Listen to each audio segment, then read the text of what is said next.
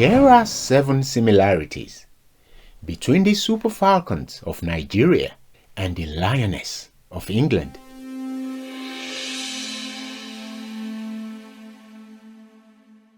Women's football has currently been in the spotlight in a big way. Recently, we've had the Women's European competition and the African Cup of Nations, each competition won by teams that have been forces in their respective continents. I introduce to you the queens of football.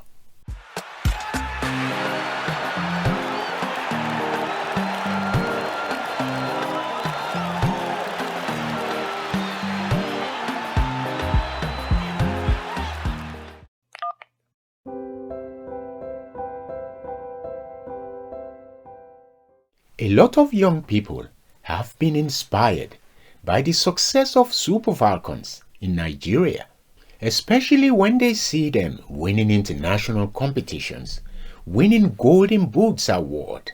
The same applies in England.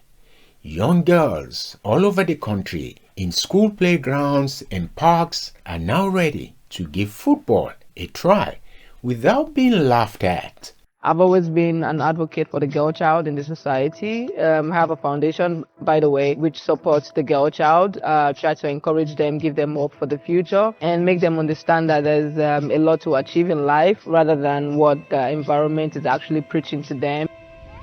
Watching the Euros, the Lionesses really inspired me because I was always too underconfident to join a club, so I was quite hesitant, but the Lionesses really inspired me to join.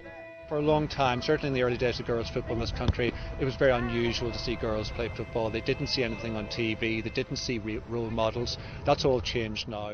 So let's be honest, there are some serious skill levels with women's football right now. Boy, the crosses they put in, the power in which they hit the shots, the way in which they pass the ball. Some of us guys cannot even come close to doing that.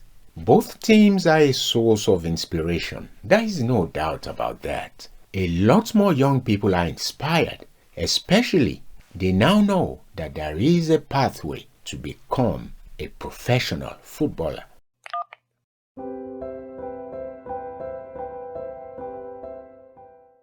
The Super Falcons of Nigeria and the Lionesses both have powerful FIFA representation. The Super Falcons have been at the World Cup 9 times since 1991. That's powerful, guys.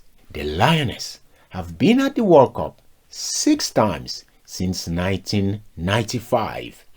They are both serial representatives at the World Cup. The Super Falcons' best finish in the World Cup was getting to the quarterfinals in 1999. The Lionesses were runners-up in the 2023 competition when they lost against Spain. So you can understand the Lionesses' elation when they won in 2025.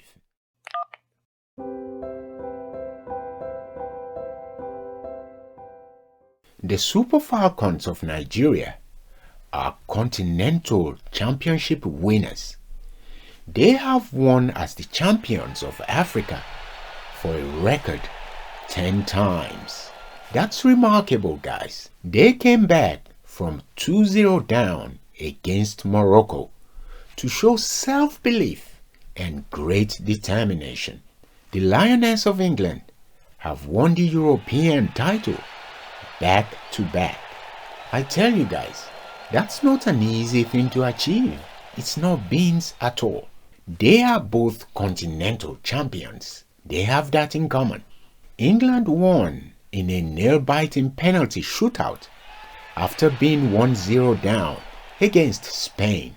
Like the Super Falcons of Nigeria, they have self-belief and determination. That's a strong similarity.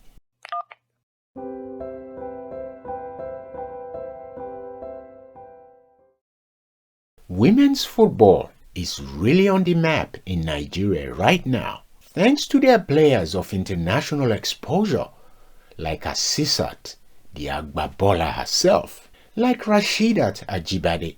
Asisat's popularity in women's football is truly global. She has played for top clubs in Europe. She's played for Liverpool, for Arsenal, she's played for Barcelona, and she's won the European Champions League. Even some men don't have half of her achievements. So kudos to Asisat. The Super Falcon of Nigeria was recently hosted by the President of Nigeria, and that got massive media attention, especially with the rewards they were giving. Wait for it, $100,000 each, an apartment, and national honors. Of course, every young girl wants to be a footballer right now and get some presidential reward. President of the Federal Republic of Nigeria, today I stand before you not just as the captain of Super Falcons, but as proud daughter of Nigeria, carrying the dreams, resilience, and spirit of our great nation. Our vision is bold. We want to become the best women's football team in the world. We dreamed of standing at the top of the global stage, not just as competitors, but as champions. The Lionesses of England media attention right now is off the scales. They had a homecoming party at Buckingham Palace. Guys, that's a big deal, with our very own Burna Boy performing on stage right in front of where King Charles lives. I think at this point it will be reasonable to say that both teams listen to Afrobeats. The Lioness had a sea of people welcoming them at Buckingham Palace. So just like Super Falcons of Nigeria, their local support is massive.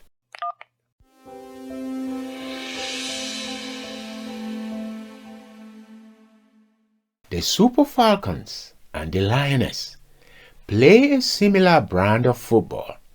They are fast, they are physical, counter-attacks, and they are very brave with the ball. That's why they're able to make comebacks when they're losing games. They are both defensively very strong. We all witnessed the pressure from Morocco on the Super Falcons and the pressure on the Lioness from Spain. Both teams were able to overcome these challenges.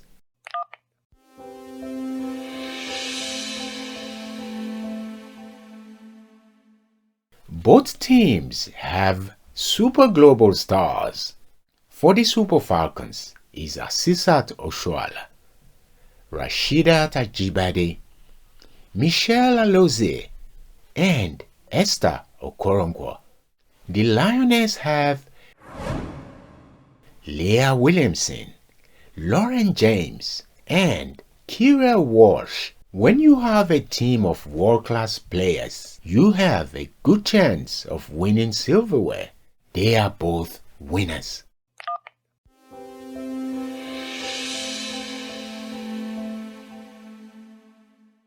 The Super Falcons of Nigeria and the Lionesses of England are both named after powerful animals, the falcon and the lion.